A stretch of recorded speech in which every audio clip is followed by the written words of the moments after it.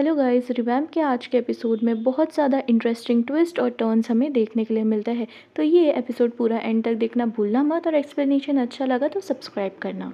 यहाँ शुरुआत में ही रामिल अपने भाई फिरातू को सज़ा सुनाता है कि तुम यहाँ ग्रीन मूर से हमेशा के लिए निकाले गए हो, जहाँ पर उसका भाई फिरातू उसकी जगह हड़पने की कोशिश करता है और वहाँ पर रूल करने की कोशिश करता है जॉनिल फैमिली में। जहाँ पर रामिल कहता है कि ये मेरी जगह है, भले ही मुझे पावर का लालच ना हो तब भी तुम ये सब नहीं कर सकते। तुम्हें मैं हमेशा अपने भाई की तरह ट्रीट करता था, पर तुम इतने ज़्यादा लालची निकलोगे ये मैंने सोचा नहीं था। जहाँ पर फिरातू रामिल पे इल्ज़ाम लगा देता है कि शायद तुमने ही अपने पापा को मारा होगा, जिसकी वजह से तुम्हें ये जगह चाहिए थी।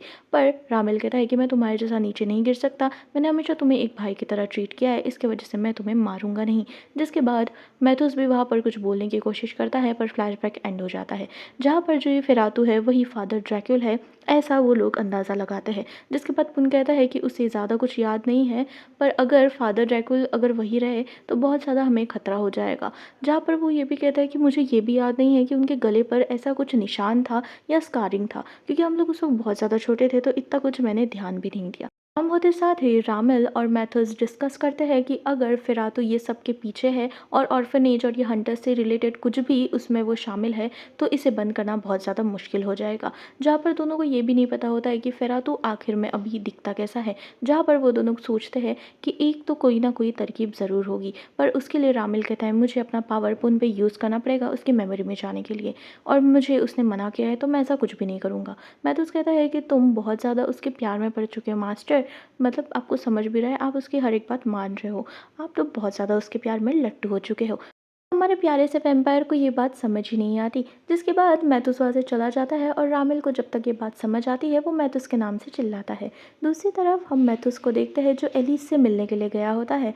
मैथुस उसे बताता है कि वो ऑर्फनेज गया था, जो भी हंटर्स के ग्रुप के रिलेटेड इंसिडेंट हुआ था वो जानने के लिए, और वहाँ मुझे कुछ पता चला। जो फादर ड्रैक्यूल है वो उसकी फ़ोटो दिखाते हैं और कहते हैं कि ये जो शख्स है वो अभी भी ज़िंदा है। जिसे सुनने के बाद एलिस कहती है कि नहीं, ऐसा बिल्कुल भी नहीं हो सकता, उस इंसिडेंट में बस हम 3 ही लोगों ने सर्वाइव किया था। ये तो तुम्हें अच्छे से पता होना चाहिए, और अगर फादर ड्रैकुल ज़िंदा है तो इसका मतलब यही हो सकता है कि जेट को भी ये बात ज़रूर पता है। यहाँ पर अब शक पूरा जेट की तरफ चले जाता है और अब एलिस को भी भरोसा नहीं हो रहा रहता है कि जेट ने ऐसा कुछ किया है। मैथ्यूस उसे बताता है कि जिस फादर के बारे में वो बात कर रहे हैं वो और कोई नहीं, रामिल का भाई है, और वो भी एक वैम्पायर है, जिसकी वजह से अगर वो ज़िंदा है तो मुझे बहुत ज़्यादा डर लग रहा है कि ये सब मैटर जो है वो इतने जल्दी ख़त्म नहीं होगा। क्या तुम प्लीज़ एलिस मेरी मदद कर सकती हो ये इन्वेस्टिगेट करने में। जिससे सोचने के बाद अब एलिस कहती है कि ठीक है, मैं तुम्हारी मदद करूँगी। दूसरी तरफ सियार को ढूंढते हुए मैकिन पहुँच जाता है। मैकिन कहता है कि क्या यार, इसे कुछ अच्छा नहीं मिला था, मतलब कुछ क्यूट बर्ड नहीं रख सकता था, जैसे फ्लैमिंगो है, पैरट है, पर नहीं, इसे तो क्राउज रखना था। कितना ज़्यादा क्रीपी लगता है। लेकिन अंदर जाके जब देखता है तो उसको बहुत ज़्यादा शौक लगता है, क्योंकि वहाँ पर सारे वैम्पायर्स इकट्ठा हो जाते हैं और सियार उन्हें तैयार कर रहा रहता है कि रात में हंटर्स पे हमला करने के लिए। वहाँ पर उसके जाते साथ ही सियार उसे देखकर पहले ही बोल देता है कि अगर तुम यहाँ पर मुझे रोकने के लिए आए हो तो यहाँ से चले जाओ, वैसे भी तुम्हें ये झूठा दिखावा करने की कोई ज़रूरत नहीं है कि तुम्हें मेरी फ़िक्र हो रही है। पर वही वो उसे दूर लेके जाके कहता है कि आखिर तुम करना क्या चाहते हो। तुम्हें मैंने पहले ही कहा है कि हम लोगों को तुम्हारी बहुत ज़्यादा फ़िक्र हो रही है, मास्टर भी तुम्हारे लिए बहुत ज़्यादा वरिड है। पर सियार कहता है कि नहीं, तुम क्या चाहते हो, तुम्हारे मास्टर की तरह मैं भी चुप बैठ के रहूँ। ऐसा मैं बिल्कुल भी नहीं करने वाला। जाके अपने मास्टर को बता दो कि मेरी टेंशन लेने की ज़रूरत नहीं है, क्योंकि मैं ऐसा कुछ भी नहीं करूँगा।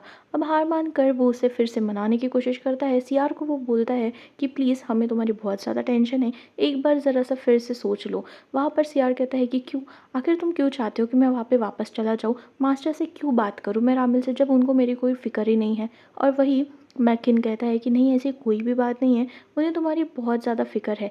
पर तभी सियार एक ऐसी बात बताता है जिसे सुनकर मैकिन भी शॉक हो जाता है। वो कहता है कि मैंने तुम्हें कहा था कि उस बच्चे पर, इंसानी बच्चे पर भरोसा मत करना। मेरे खबरों के हिसाब से पॉकपोंग ने भी उस हंटर के ग्रुप को ज्वाइन कर लिया है। और ये बोलते साथ ही वो वहाँ से निकल जाता है। अब ये नई न्यूज़ जो हमें मिलती है उसमें से तो सभी बहुत ज़्यादा शॉक हो जाते हैं। वो जल्दी से अपने घर की तरफ निकल जाता है। जहाँ पर हम पुन को देखते हैं वो बहुत ज़्यादा टेंशन में रहता है। रामिल उसे समझाने की कोशिश करता है कि तुम्हें इतने ज़्यादा स्ट्रेस लेने की कोई ज़रूरत नहीं है। अगर तुम्हें वो याद नहीं आ रहा है तो कोई नहीं, फेरातू के बारे में हम थोड़ी और इन्फॉर्मेशन निकालने की कोशिश करेंगे, पर अभी तुम थोड़ा सा रेस्ट करो। पुन कहता है कि नहीं, हमें जल्दी से जल्दी ये सब सब ख़त्म करना है, उसके लिए जल्दी से जल्दी, जितना जल्दी हम ये सब पता करेंगे उतना ज़्यादा अच्छा रहेगा। जहाँ पर वो उसे अभी खिलाता है और कहता है कि तुम्हें फ़िलहाल तो कूल डाउन होने की बहुत ज़्यादा ज़रूरत है। अगर तुमने इतना ज़्यादा टेंशन लिया और इतना ज़्यादा स्ट्रेस लेते रहे तो ये बात जो है वो और भी बहुत ज़्यादा आगे बढ़ जाएगी। तुम बस खाओ, आराम करो, मैं ये देखता हूँ। जिसके बाद वो कहता है कि ठीक है, अभी बताओ आखिर मैं क्या सोच रहा हूँ? क्या तुम सही में मेरा माइंड रीड कर सकते हो? तो पुन कहता है कि हाँ, मुझे ऐसा लगता है कि अभी तुम ये सोच रहे हो ना कि तुम्हें फिर से क्लॉ मशीन के साथ खेलना है और क्लॉ मशीन का एक डॉल तो तुम्हें ज़रूर ही चाहिए है। जिसे सुनने के बाद हमारा वैम्पायर जो है वो बहुत ज़्यादा शॉक होता है और कहता है, वाह! तुमने तो सही पहचाना। जिसके बाद पुन बहुत ज़्यादा खुश होकर कहता है, देखा मैंने कहा था ना तुमसे कि बस तुम ही माइंड रीड नहीं कर सकते।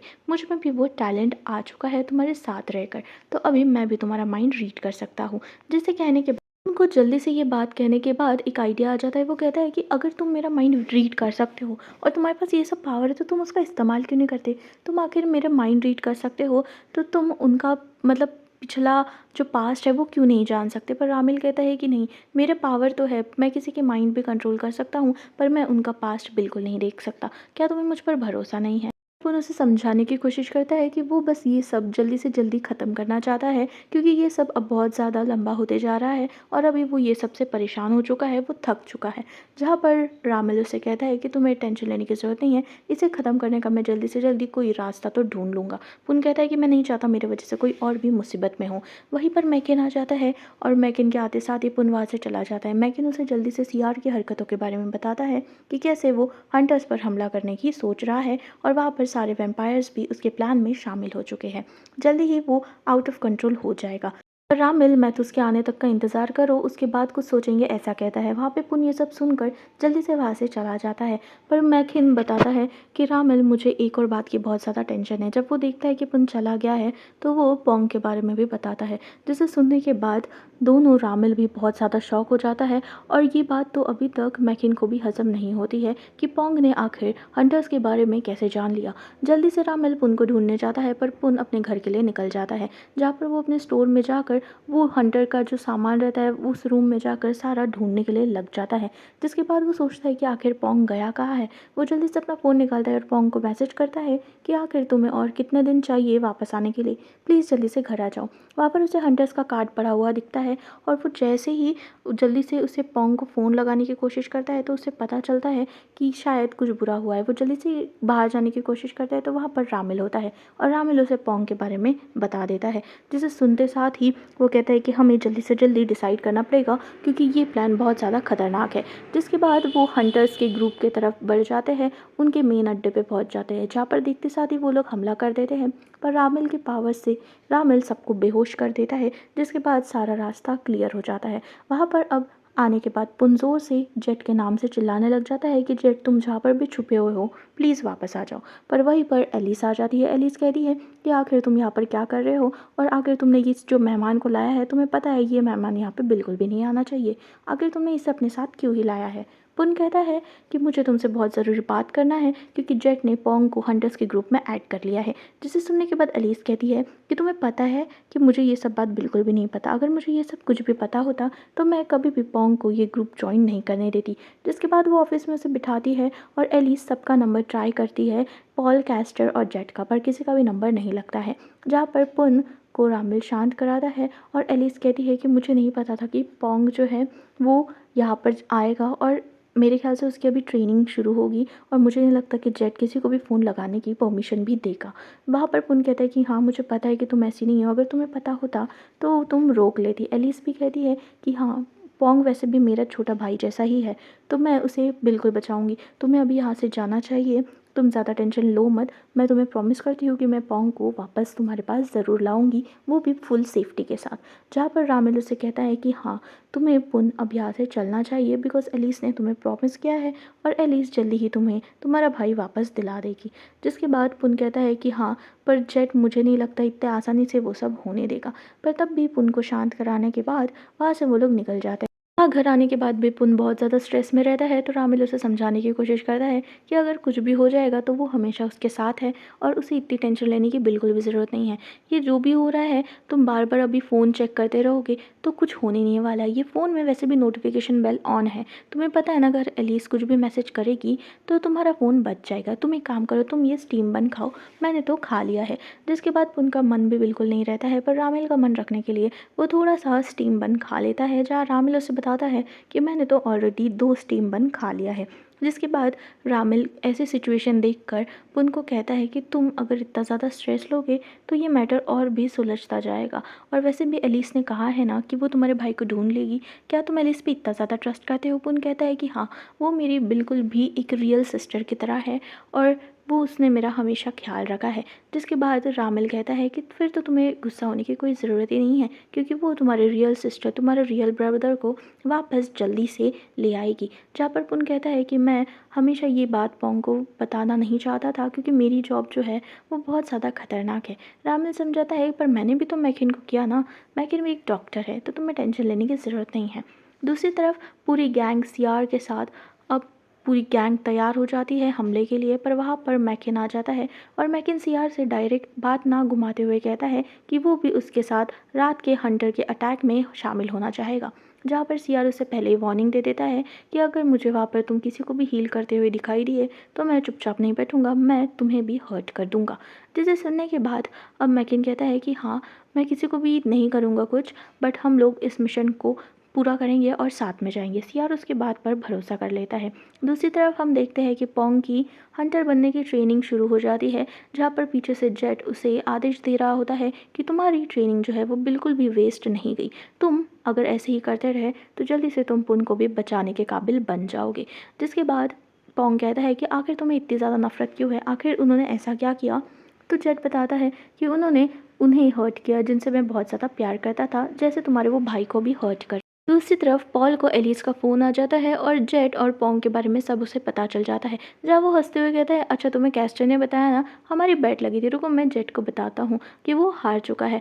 पर उसके पहले वो कुछ बता पाए, वहाँ पर उसे हंटर्स का वैम्पायर का ग्रुप दिखाई देता है हंटर के आगे ही, जहाँ पर अभी वो देख कर जल्दी से जाता है अंदर और जेट को बता देता है। जिसके बाद जेट सबको तैयार करता है कि अभी ही समय है अपनी स्किल्स दिखाने का। जहाँ पर वो पोंग को भी तैयार करता है कि अगर तुमने ये वाली जंग अच्छे से लड़ ली, इसका मतलब तुम काबिल हो चुके हो पुन को बचाने के लिए और तुम पुन को प्रोटेक्ट कर सकते हो। दूसरी तरफ सियार आदेश दे देता है, ऑर्डर दे देता है कि चलो इट्स टाइम टू हंट। जिसके बाद जेट भी कहता है कि चलो हमें इन सब से डील करना चाहिए। अब फाइट शुरू हो जाती है, पर वो फाइट के अंदर ही पोंग जो है उसे चोट आ जाती है, जहाँ पर मैकिन टाइम पर आकर उसको हील करने की कोशिश करता है, पर वही एलिस आ जाती है और मैकिन पे वो हमला कर देती है, गन तान देती है ये बोलकर कि तुम इससे दूर हटो। पर मैकिन उसे बताता है कि मैं बस इसकी चोटें हील करने की कोशिश कर रहा हूँ, मैं कि बिल्कुल भी हार्म नहीं पहुँचाना चाहता, इसे जल्दी से जल्दी हॉस्पिटल लेके जाने की ज़रूरत है। एलिस देखती है कि वो बहुत ज़्यादा जेन्युइन होता है, तो एलिस कहती है कि ठीक है, पीछे मैं कार एक पार्क करके रखी है, तुम जल्दी से इसे लेके जाओ और इसे पुन के पास सही सलामत पहुंचा देना। जिसके बाद वो वहाँ से चली जाती है और मैकिन जल्दी से पोंग को लेकर वहाँ से सुरक्षित अपने कार की तरफ चला जाता है और कार ड्राइव करके वो जल्दी से पुन के पास पहुंच जाता है। पुन के पास पहुंचने के बाद जल्दी से मैथुस विवाह पर उसकी मदद करने के लिए आ जाता है। वो जल्दी से सोफे पर लेटा देते हैं, जहाँ पर जल्दी से रामिल और मैकिन अपने पावर्स का यूज़ करते हैं उसे हील करने के लिए। और तभी मैथुस बताता है कि मैं जब यहाँ पर आया तब पोंग ये हालत में था और मुझे मैकिन ने ही ये सब बताया। दूसरी तरफ कैसे भी करके जेट को पता चल जाता है और वो एलिस को कहता है कि अगर तुम्हें भी ये ग्रुप छोड़ के जाने की ज़रूरत है तो तुम जा सकते हो, वैसे भी तुमने वो किड को वापस उसके पास तो भेज ही दिया। वहाँ पर एलिस कहती है कि हमें ये सब रोक देना चाहिए, तुम जो कर रहे हो बहुत ज़्यादा गलत कर रहे हो। पर वहाँ पर जेट बिल्कुल भी सुनता नहीं है, जिसकी वजह से हार मानकर एलिस वहाँ से निकल जाती है, क्योंकि अब भी जेट जो कर रहा होता है वो बहुत ज़्यादा गलत कर रहा होता है। पर जेट को अभी तक ये समझ नहीं होती है, वो बिल्कुल पोंग को उसी तरह हथियार की तरह यूज़ कर रहा था। वो एलिस से ये भी कहता है कि तुम्हें भी जाने के लिए मैंने इजाज़त दे दिया है, तुम जा सकती हो। दूसरी तरफ अभी भी पोंग को होश नहीं आया रहता है, पुन बहुत ज़्यादा स्ट्रेस में रहता है, पर रामिल उसे समझाने की कोशिश करता है कि तुम्हें टेंशन लेने की ज़रूरत नहीं है, मैंने अपने पावर से जितना हील करना चाहता था, जितना कर सकता था उतना सब कर लिया है। वो जल्दी से पुन को सोफे पर बिठाता है और उसे समझाने की कोशिश करता है कि तुम्हें थोड़ा देर तो रुकना ही पड़ेगा, क्योंकि तुम्हें मेरे पावर्स पे भरोसा तो है ना। पोंग को मैंने अपने पावर्स से हील तो कर दिया है, पर उसे कॉन्शियसनेस आने में थोड़ा तो टाइम लगेगा ही। पर पुन को बहुत ज़्यादा रिग्रेट होता है। वो कहता है कि मेरे वजह से आज पोंग की ये सब हालत हो गई है। अगर मैंने मेरे डिसीजन सही से लिए रहते तो शायद पोंग की अब ये हालत नहीं हुई रहती। और आखिर में मैं ये सब पोंग को बताऊंगा कैसे, कैसे समझाऊँ कि उसका भाई जो काम करता है वो कितना ज़्यादा डेंजरस है, और उसे समझाने के लिए मेरे पास शब्द भी नहीं है। पर वही रामिल उसे समझाता है कि मुझे पूरा भरोसा है, पोंग बहुत ज़्यादा समझदार है और वो तुम्हारी बातों को जल्दी से समझ लेगा। वहीं पर पोंग आ जाता है और कहता है कि रामिल तुम वैम्पायर हो, है ना? और आखिर पुन तुमने ये सब बातें मुझसे छुपा के क्यों ही रखी? क्या तुम मुझे इस काबिल भी नहीं समझते, या तुम मुझे अपना सही भाई भी नहीं मानते?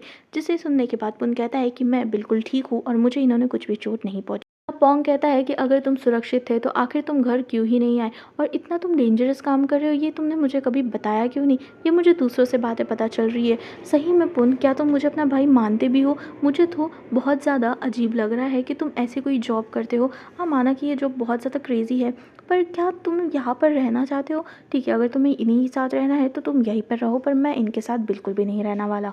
यहाँ से बोल कर वो वहाँ से चला जाता है, पर पुन उसके पीछे जाता है। पर रामिल उसे रोक लेता है कि नहीं, पोंग को थोड़ा देर अकेले छोड़ दो। जहाँ मौके का फ़ायदा उठाकर जल्दी से मैकिन कहता है कि मैं उसके पीछे जाता हूँ। जहाँ पोंग बहुत ज़्यादा सोच में डूबा हुआ रहता है, वहाँ पर मैकिन आ जाता है। पोंग उसे कहता है कि अगर वो यहाँ पर बैठने के लिए आया है या उसे मनाने के लिए आया है वापस लेके जाने के लिए, तो ये मत करे, क्योंकि वो बहुत ज़्यादा इस वक्त गुस्से में है। आखिर वो मैकिन से भी गुस्से में रहता है कि उसने उसकी सच्चाई बिल्कुल नहीं बताई। पर मैकिन कहता है कि नहीं, मैं तो यहाँ पर सिर्फ स्नैक्स के लिए आया हूँ। जिसके बाद वो स्नैक्स ऑफर करता है, पर बहुत गुस्से में पोंग उसे फेंक देता है। जहाँ पर मैकिन उसे समझाता है कि उसका भाई जो है वो बहुत ज़्यादा स्ट्रेस में था और हर जगह तुम्हें ढूंढ रहा था। पर पोंग कहता है कि नहीं, उसे बिल्कुल भी मेरी टेंशन नहीं है, क्योंकि जब भी मैं गायब हो जाता था तब वो कभी मुझे ढूंढने नहीं आया, कभी मुझे पूछा भी नहीं। पर मैकिन कहता है कि नहीं, आखिर ऐसा कुछ भी नहीं है। वो तुम्हें नहीं पता कि तुम्हारे लिए उसने कितने सेक्रीफाइसेस किए हैं। तुम्हें नहीं पता है कि जब भी तुम पीट कर आते थे तो तब हमेशा उसने तुम्हें माफ़ किया है। तो अब तुम्हारी जिम्मेदारी है कि उसकी सिचुएशन को समझो। और वैसे भी तुमने हर बार जो भी गलतियाँ की है हमेशा उसने माफ़ी ही दी है। वहाँ पर पोंग से कहता है कि मैं इस वक्त बहुत ज़्यादा गुस्से में हूँ, मैं नाराज़ हूँ पुन से और तुमसे भी। पर वहाँ पर मैकिन कहता है कि आखिर मैं, मतलब तुम मुझसे नाराज़ क्यों हो? क्या चाहते थे तुम, कि मैं अपनी सच्चाई बता दूँ कि मैं वैम्पायर हूँ? मतलब अगर मैं ये बताता तो तुम बिल्कुल भी मुझ पर भरोसा नहीं करते, तुम मुझे पागल समझते। जहाँ पर अब पोंग कहता है कि हाँ, मैं पुन पर भी बहुत ज़्यादा गुस्सा हूँ कि उसने मुझे ये सब बात नहीं बताया, और तुम पर भी कि तुम एक वैम्पायर हो। मतलब पता नहीं क्यों मैं तुम पर क्यों गुस्सा हूँ, पर मैं हूँ। जिसे सुनने के बाद मैकिन कहता है कि तुम्हें पुन से ज़रूर बात करनी चाहिए, बिकॉज़ मुझे भी नहीं पता था कि तुम पुन के भाई हो। मुझे ये तब पता चला जब तुम घर से भाग चुके थे। जिसके बाद वो दोनों कहते हैं कि ठीक है, फिर से हमें फ्रेंड्स बन जाना चाहिए। मैकिन कहता है कि अगर मैंने तुम्हें पहले ही वैम्पायर बता दिया रहता तो तुम मुझे ज़रूर पागल ही समझे रहते। और ठीक है, अगर तुम मुझसे इतने ही नाराज़ और गुस्सा हो तो मैं तुम्हें सॉरी बोल देता हूँ। तो क्या हम फिर से फ्रेंड्स बन सकते हैं? जिसके बाद वो हाथ बढ़ाता है और हैप्पी न्यू फ्रेंड्स करके ऐसा बोलता है। जिसके बाद अब वो जल्दी से पोंग को मनाता है और वापस पोंग को लेके चला जाता है। पुन और राम मिल वहीं पर उसका इंतज़ार कर रहे होते हैं, और पुन जैसे ही अपने भाई को देखता है उसको पास जाकर उसे सॉरी बोलकर उसे मनाने की कोशिश करता है। पर पोंग कहता है कि नहीं, कुछ भी बोलने की ज़रूरत नहीं है, क्योंकि मुझे मैकिन ने सब कुछ बता दिया है। जिसके बाद दोनों भी भाई एक दूसरे को गले मिलते हैं, और रामिल मैकिन की तरफ एक थम्स अप दे देता है कि उसने सारा मैटर बहुत अच्छे से संभाला और ये दोनों भाइयों को वापस से मिला दिया। अभी मैथुस आ जाता है। मैथुस एक न्यूज़ के साथ आता है कि हंटर्स की हालत जो है वो ख़राब है, बहुत सारे लोग इंजर्ड हो चुके हैं। पर सीआर और बाकी वैम्पायर्स की भी हालत कुछ ज़्यादा अच्छी नहीं है, क्योंकि जेट ने उसकी टीम बना के रखी थी वैम्पायर्स को नुकसान पहुंचाने के लिए, और सीआर वहाँ से वक्त रहते भाग गया। पर अभी तक ये नहीं पता चला कि सीआर सेफ है और कहाँ पर गया है। जिसे सुनने के बाद रामिल और मैकिन भी बहुत ज़्यादा टेंस हो जाते हैं। जहाँ पर रामिल को बहुत ज़्यादा गुस्सा आता है कि सीआर की ये हरकत की वजह से उसने खुद को तो नुकसान पहुंचाया ही है, बट और बाकियों को भी बहुत ज़्यादा नुकसान पहुंचाया है। जहाँ पर मैथ्यूस कहता है कि मुझे अब एक ही रास्ता दिख रहा है, और वो आपको पता है मास्टर कि वो क्या होने वाला है। जहाँ पर मैकिन कहता है कि हाँ, अगर हमें इसकी जड़ तक पहुंचना है तो हमें वो पावर का इस्तेमाल करना ही पड़ेगा। जिसे सुनने के बाद रामिल कहता है कि हाँ, पर उसके लिए मुझे पुन की मेमोरी के अंदर जाना पड़ेगा, ये देखने के लिए कि आखिर में पास्ट में क्या ही हुआ था, तभी मैं ये सब का पता लगा पाऊंगा। वहीं पर ये लोग बातें कर रहे होते हैं कि पुन आ जाता है और पुन ये सारी बातें सुन लेता है। अब जल्दी से पुन नाराज़ होके वहाँ से चला जाता है। रामिल उसे मनाता है कि प्लीज़ सॉरी, मैंने तुम्हें ये बात नहीं बताई, मुझे मालूम है मेरी गलती है, पर प्लीज़ मेरी भी बात समझने की कोशिश करो। मैं मेरे पावर्स तुम पे यूज़ करता तो तुम जो है वो हर्ट हो जाते, और मैं ऐसा बिल्कुल भी नहीं चाहता। पुन बहुत गुस्से में होता है। वो कहता है कि ठीक है, अगर तुम्हें मेरी इतनी ज़्यादा परवाह है ना, तो तुम मुझसे बात ही मत करो, क्योंकि मुझे एक पीसफुल लाइफ चाहिए उन लोगों के साथ जिनसे मैं बहुत प्यार करता हूँ। और तुम्हें ये बात कल से पता थी, पर तुमने मुझे अभी तक बतानी बिल्कुल भी ज़रूरी नहीं समझी। अगर तुम यही चाहते हो कि मैं सेफ़ रहूँ और मुझे कुछ ना हो, तो ठीक है, इसे हम यहीं पर ख़त्म करते हैं।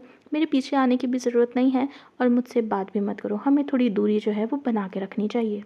वही रात में दोनों एक साथ सोने की जब कोशिश करते हैं, तो दोनों में से किसी को भी नींद नहीं आ रही रहती। जहाँ रामिल बहुत ज़ोर से सांस लेता है, तो पुन उसे कहता है कि तुम्हें तो ब्रीथिंग करने की बिल्कुल ज़रूरत भी नहीं है, तुम आखिर इतने ज़ोर से सांस क्यों ही ले रहे हो। और फिर वो क्वेश्चन करता है कि अगर मुझे कुछ हो जाता है, पर उससे पहले कि वो कुछ बोले, रामिल उसे मना कर देता है कि उसे ये बारे में बिल्कुल भी नहीं सुनना। वो ये कहता है कि अगर उसे भी कुछ होता है, तो उसके साथ साथ मैं भी यहाँ से चला जाऊँगा, उसके साथ ही जहाँ पर वो जाएगा वहीं पर वो भी जाएगा। जिसे सुनने के बाद पुन कहता है कि मुझे पता है कि तुम मेरे साथ हमेशा हो, और तुम कभी भी मुझे हर्ट करने की कोशिश नहीं करोगे। जहाँ पर अब वो पुन से माफ़ी मांग कर कहता है कि सॉरी, मैंने तुम्हें ये सब बात नहीं बताया, बस मैं तुम्हें हर्ट करना नहीं चाहता था। मैं तुम्हें सॉरी भी बोलता हूँ। पुन कहता है कि मुझे पता है कि तुम मुझे हमेशा प्रोटेक्ट करोगे। जो इंसान मुझे हर्ट करने के बारे में सोच भी नहीं सकता है, वो आखिर मुझे क्या ही करेगा। मुझे पता है कि तुम हमेशा मेरे साथ रहोगे। और वो इंसिडेंट जो है वो मुझे आज भी बहुत ज़्यादा डराता है। पर एक तुम ही हो जहाँ पर मुझे तुमसे ना स्टार्टिंग में जब तुम्हारी पावर्स के बारे में पता चला, मुझे तुमसे बहुत ज़्यादा डर लगता था, क्योंकि मेरी मेमोरी में कहीं न कहीं उस ऑर्फनेज की यादों में तुम भी हो, क्योंकि वो लॉकेट हमेशा तुम्हारे गले में मैंने देखा है। तो मुझे हमेशा से एक कनेक्शन भी फ़ील होता था। ऐसा भी हो सकता है कि अगर सही में फ़ादर ड्रैक्युल तुम्हारा भाई है, तो मेरे मेमोरी में कुछ ना कुछ उसके बारे में ज़रूर रहेगा। और अगर यही एक रास्ता है, तो मैं चाहता हूँ कि तुम ये रास्ता चुनो, ताकि हम ये सब से बहुत ज़्यादा जल्दी मुक्त हो जाएँ। और हाँ, एक बात याद रखना, अगर तुम मेरे मेमोरी में जाते हो, तो वहाँ पर अपना निशान ज़रूर छोड़ के जाना, ताकि मैं तुम्हें हमेशा अपनी यादों में याद कर सकूँ। जिसके बाद वो दोनों किस करने लग जाते हैं। अब अगली सुबह हो जाती है और दोनों रेडी हो जाते हैं, क्योंकि उन्हें वो परफ़ॉर्म करना रहता है। ये जर्नी बहुत ज़्यादा स्पेशल होती है, जिसकी वजह से दोनों थोड़े घबराए हुए रहते हैं, पर खुद के प्यार पर भरोसा करते हुए रामिल उसके हैंड पर किस कह के कहता है कि कुछ भी हो जाए, हमें एक साथ ही रहना है, और हम एक दूसरे का साथ बिल्कुल नहीं छोड़ेंगे। जिसके बाद पुन वहाँ पर लेट जाता है आँखें बंद करके, और जल्दी से रामल अपने मैजिक से उसकी मेमोरी में पास्ट में जाने की कोशिश करता है। दूसरी तरफ पोंग अपने भाई पुन को लेके बहुत ज़्यादा स्ट्रेस में होता है। वो बार-बार सबको टाइम पूछता है कि और आखिर कितना टाइम चाहिए? क्या वो लोग जो भी एक रूम में कर रहे हैं वो हो नहीं गया है? मुझे ऐसा लगता है कि मुझे जाकर एक बार देख लेना चाहिए, क्योंकि मुझे बहुत ज़्यादा डर लग रहा है। मुझे नहीं पता कि मुझे क्या बोलना चाहिए, क्या करना चाहिए, क्योंकि मैं अभी भी ये पावर से बिल्कुल भी कंफर्टेबल नहीं हुआ हूँ। क्या वो पावर्स जो है वो हील ज़रूर कर सकते हैं? मैकेन उनसे कहता है कि हाँ, मेरे पावर्स जो है वो हील बिल्कुल कर सकते हैं। अगर उन्हें कुछ हुआ भी, तो हम हील कर लेंगे।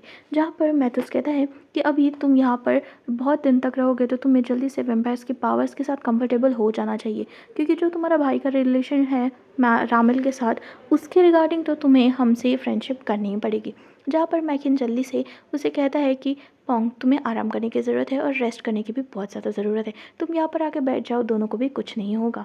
जिसे सुनने के बाद वहाँ पर मैथ्यूस को एक फ़ोन में मैसेज आता है, जिसके बाद वो ये बोलकर वहाँ से निकल जाता है कि उसे बहुत ज़्यादा अर्जेंट काम है, और अगर रामिल मास्टर या पुन को कुछ भी होता है, तो जल्दी से उसे इन्फॉर्म करा जाए, ताकि वो जल्दी से वहाँ पर आ जाए। जहाँ पर मैकिन अब जल्दी से पोंग को समझाता है कि इतना स्ट्रेस क्यों ही लेना है, हमारे पास हीलिंग पावर भी है, और जब तक रामिल मास्टर उसके साथ है, तब तक पुन को कुछ नहीं हो सकता। दूसरी तरफ हम देखते हैं कि मैथ्यूस का जो इम्पोर्टेंट काम था, वो एलिस से मिलना था। एलिस जल्दी से जेट के डेस्क के अंदर से जो डॉक्यूमेंट्स रहते हैं, मेडिकल रिपोर्ट्स, वो ला के उसे दे देती है। ये कहती है कि उसने फादर को कहीं पे तो छुपा कर रखा है, ये रिपोर्ट्स उसका प्रूफ है। अब इससे ज़्यादा मैं तुम्हारी कोई मदद नहीं कर सकती। अगर जैसा तुमने कहा फादर ड्रैक्यूल सही में है, तो ये बहुत बड़ा खतरा है। जिसके बाद मैथ्यूस पूछता है कि आखिर तुम मुझे मेरा मदद क्यों ही कर रहे हो? पर एलिस कहती है कि मैं इससे ज़्यादा और लॉस नहीं करना चाहती, और मैं ये सबसे थक चुकी हूँ। जिसके बाद वो वहाँ से चली जाती है, और फाइनली मैथ्यूस के हाथ में कुछ तो प्रूफ लग जाता है। तो आगे के एपिसोड में हमें दिखाया जाता है कि दोनों पुन और रामिल जो है वो खतरे में है। दोस्तों, ये एपिसोड यही ख़त्म होता है। Stay tuned for more updates, और अगर नए होगे तो चैनल को सब्सक्राइब करो।